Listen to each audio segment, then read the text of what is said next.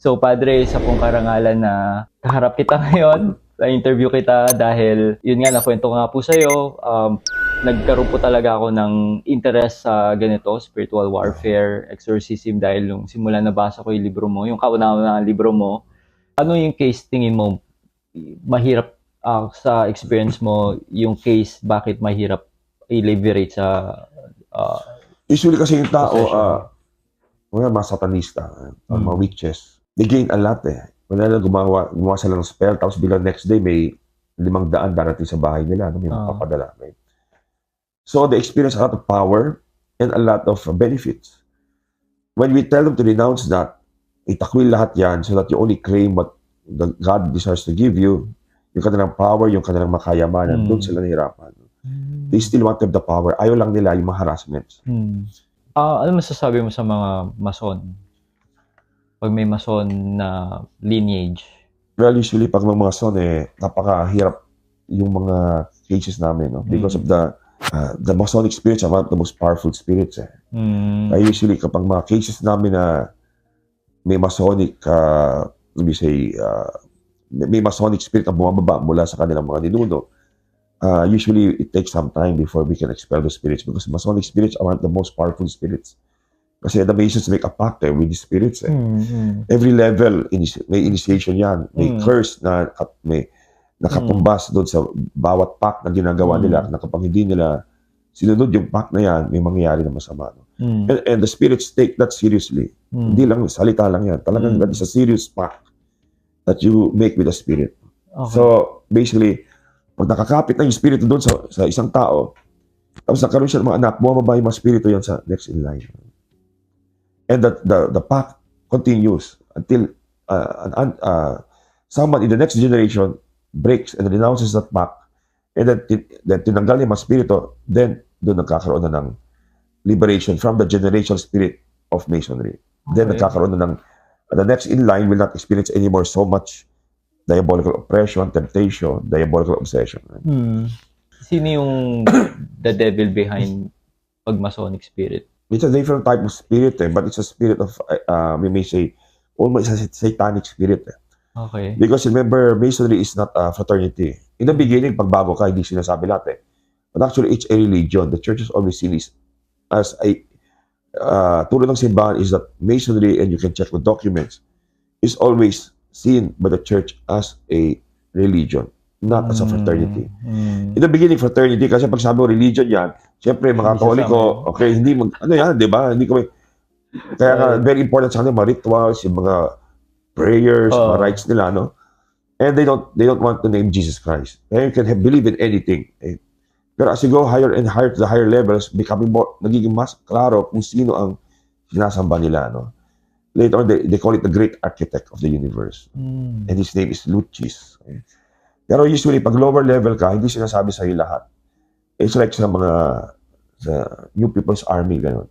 Pag bago ka pa lang at pwede ka maging spiya, they don't tell you everything. Pero pag nakita and you are tested already, na pwede kang pagkatiwalaan, then you are given little more and more the secrets. Kung nakita nila na parang nagre-react ka na, parang hindi mo kayang tanggapin, then they just allow you to be a low level. No? Pero habang nakikita nila na kumakagat ka, the more they will open up their secrets to you. But they will not tell everything until mataas ka na doon. Na hindi ka na makaalis kasi marami ka nang nakita benepisyo mula sa mga kapatid mo sa Masonry.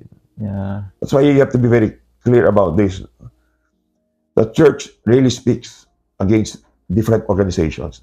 Pero ito paulit-ulit since ilang centuries na to. Na paulit-ulit sinasabi, bawal ang sumali sa Masonic organization. You have to question bakit napakalakas ng mga salita ng mga Santo Papa dati tungkol dito. Because they have studied and they know what's really going on in the Masonic world. That's why until now sinasabi na kapag nag-join ka, hindi ka pwede mag-communion, hindi ka pwede magsimba. I mean, you're cut off from the sacraments. You're basically excommunicated. That's still the stand of the church. Okay. Kaya nga, marami di alam yan Diba? Yeah. Because they don't want to know. But actually, in the eyes of God, maka-cut off ka. It's not the church na nagdidikta na maka-cut off ka. Okay, kaya naka-cut off ka. Hindi. It's God na the Christ instituted the church para malaman natin who is of God and who is not of God. The church has the power to bind and to loose. Diba? Yes, yes.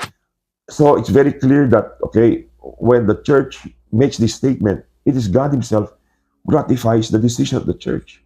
Because it is actually the decision of God himself. We are simply, the church is simply his instrument to make known his will sa ating buhay. Kaya kapag hindi matigas yung ulo mo, kala mo mas magaling ka sa simbahan, may repercussions yan. Ito nakikita namin sa Ministry of Exorcism. So, sa mga nanonood ngayon, Padre, kung nalaman nila meron silang Masonic lineage, anong dapat nilang gawin?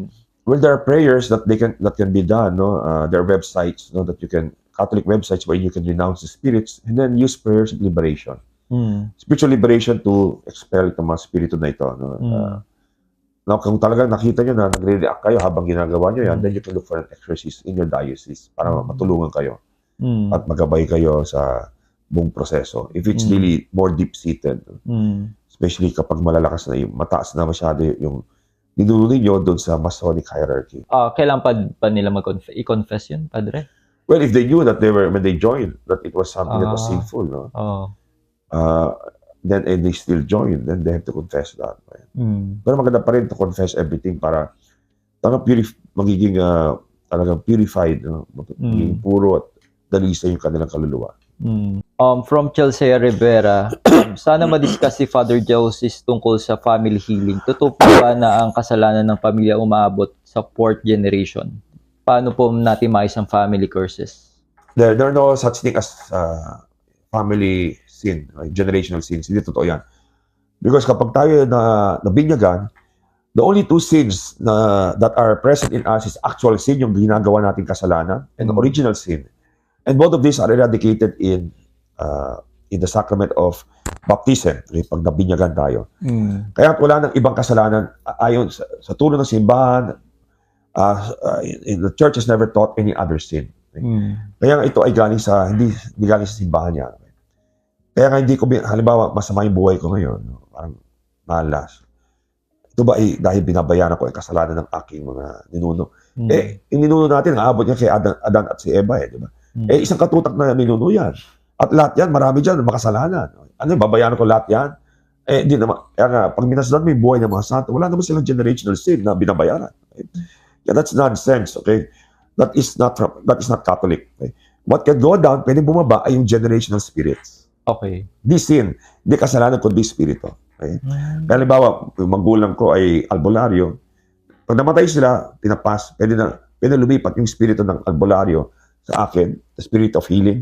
Later on, may kapangyarihan na akong maggamot. Suddenly, I know how to do healing. Itong occult healing. Because the spirit now attaches to me. That is what we call a generational spirit. Kaya walang generational sin. Okay.